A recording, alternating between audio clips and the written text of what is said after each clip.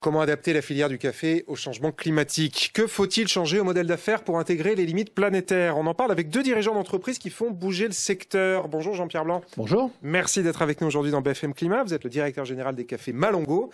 Et avec vous, Alexandre Bélanger, bonjour. Merci d'être là. Vous êtes le président cofondateur de Belco. Alexandre Bélanger, je commence avec vous. Expliquez-nous concrètement ce que vous avez intégré dans votre entreprise, dans votre modèle d'affaires pour vous adapter au climat. Oui, la question est large, mais je dirais que face aux limites planétaires, on a globalement trois enjeux très importants.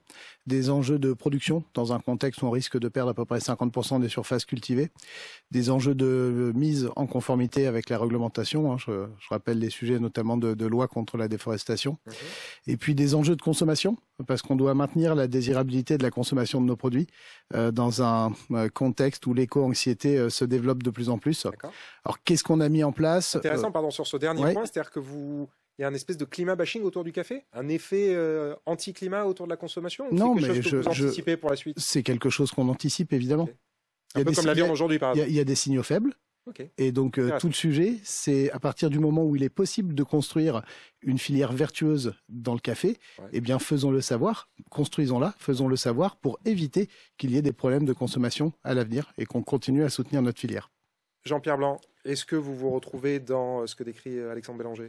Oui, bien sûr. Moi, mes enjeux principaux, et je pense que on le montre depuis de nombreuses années, c'est d'une part la déforestation, qui est un enjeu majeur que l'on voit dans beaucoup de territoires, donc en Amérique centrale, en Afrique et en Asie.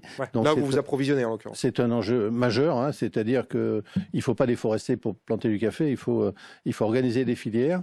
Le deuxième enjeu, c'est l'enjeu... Ça, pardon, c'est ce qu'on appelle l'agroforesterie. Alors, faire cohabiter ensemble les forêts et la pratique agricole. Voilà, et l'agroforesterie avec les pratiques agricoles. Et j'y viens sur la partie notamment agriculture biologique, puisque on ne fait pas un modèle économique si on ne tient pas compte de toutes les problématiques.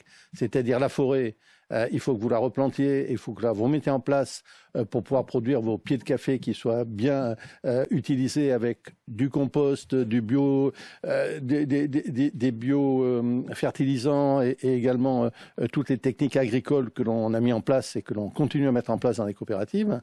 Donc ce sont deux éléments clés que l'on fait depuis maintenant 32 ans, puisque j'ai pas attendu le dérèglement du climat pour m'en occuper. Commerce équitable, ça vous parle, ça vous dit quelque chose? 32 ans, on a démarré au Mexique. Maintenant, aujourd'hui, on a à peu près 26 coopératives.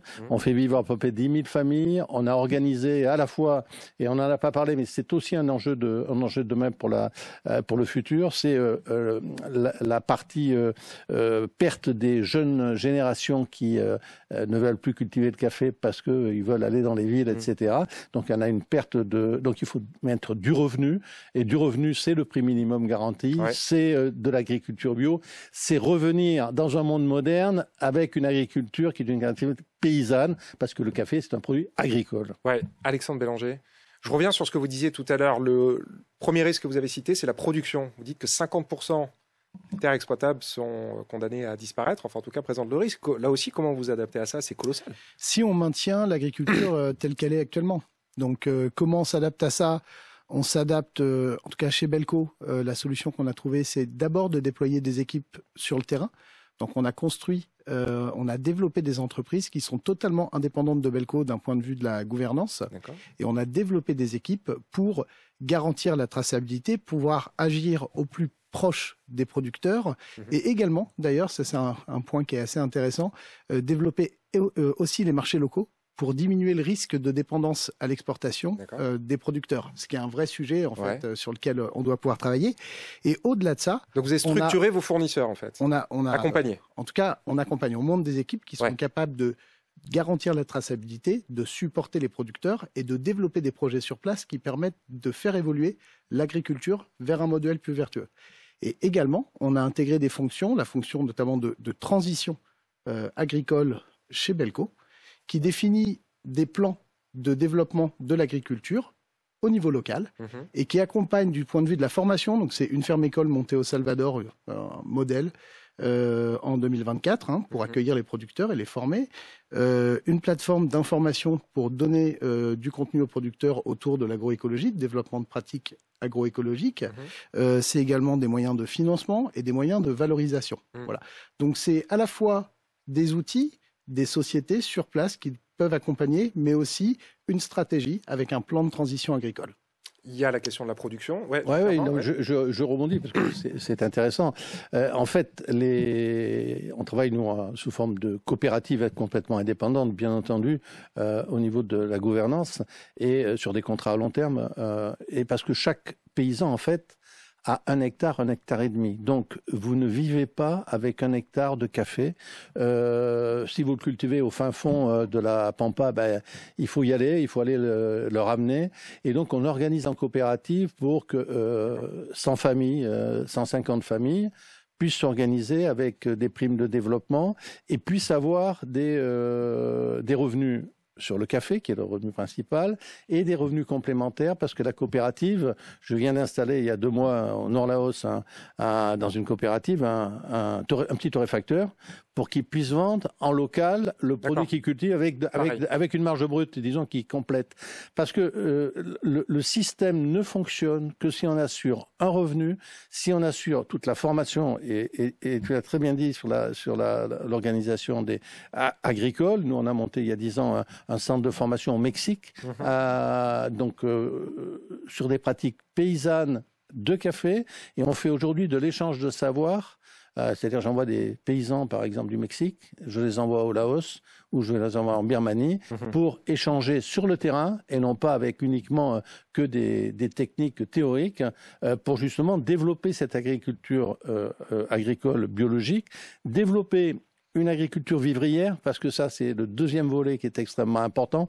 On monte des jardins potagers, un certain nombre de choses, qui permet à un écosystème de fonctionner. Si vous ne créez pas un écosystème avec, à la base, des paysans qui travaillent, des jeunes qui vont prendre la relève, des arbres de couverture, du développement économique sur zone, vous allez détruire une partie de cette ceinture en fait intertropicale sur laquelle il y a le café. Et là, comme tu disais justement, il nous manquera du café à terme. Un autre point fondamental, évidemment, c'est le coût des matières premières. Le changement climatique fait flamber les coûts. Le café n'y échappe pas. Là aussi, comment est-ce qu'on gère ça quand on est d'une entreprise du secteur ? Ouais, il y a un vrai sujet de toute manière sur le financement. Le problématique du coût, en fait, c'est aussi de savoir comment est répartie la valeur ajoutée dans la filière. Est-ce que le café aujourd'hui est à un prix qui est juste et qui permet une rémunération équitable et bien partagée entre l'ensemble des producteurs? Ça, c'est un point. Et le deuxième point, c'est quel est le vrai prix du café? Quel est le prix qui permettra de pouvoir maintenir une consommation épanouie, et d'un autre côté, financer la transition agricole dont on vient de parler. Oui, le prix du café monte. Mon point de vue, c'est que dans les prochaines années, de toute manière, la tendance ira vers un prix de café plus cher. Et il me semble qu'il n'est pas forcément nécessaire de continuer à consommer autant de café, qu'on peut peut-être en consommer un petit peu moins, choisir de consommer des cafés qui soient des cafés meilleurs d'un point de vue du goût, mais aussi d'un point de vue de projet qu'il y a derrière pour pouvoir financer la transformation agricole. Intéressant. On reprend les modes de consommation. Oui, mais Jean-Pierre Blanc ? Oui, on met sur le dérèglement climatique beaucoup de choses.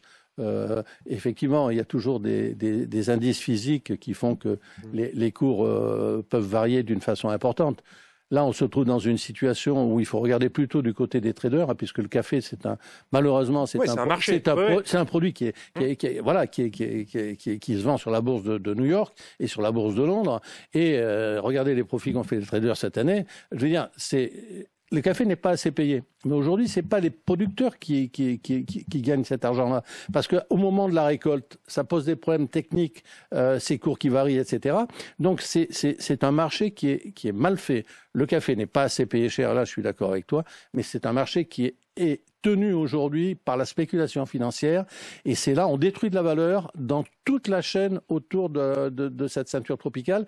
Et moi, je suis inquiet justement de ça. Au lieu de payer un bon prix, de payer des primes de développement, et bien là, on est en train de saccager en montant, parce que demain ou après-demain ou dans un mois, vous verrez, le marché retombera comme ça l'a fait les dernières fois. Donc, posons-nous la question, qu'est-ce que l'on veut pour le futur pour le café, et organisons-nous pour que ça fonctionne bien avec les producteurs. Bon, Le vrai mot de la fin pour vous. le vrai sujet, c'est la confiance du consommateur.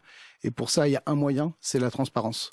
Donc, demandons, exigeons la transparence des prix dans la filière, de telle sorte à restaurer la confiance des consommateurs sur ce que doit être le vrai prix du café. Bon, eh ben le message est passé, hein, il est un peu plus clair. Merci beaucoup à tous les deux, Alexandre Bélanger chez Belco et Jean-Pierre Blanc chez Malongo pour vos conseils et vos partages d'expérience. Allez, on passe au journal du climat d'Antoine Poincaré.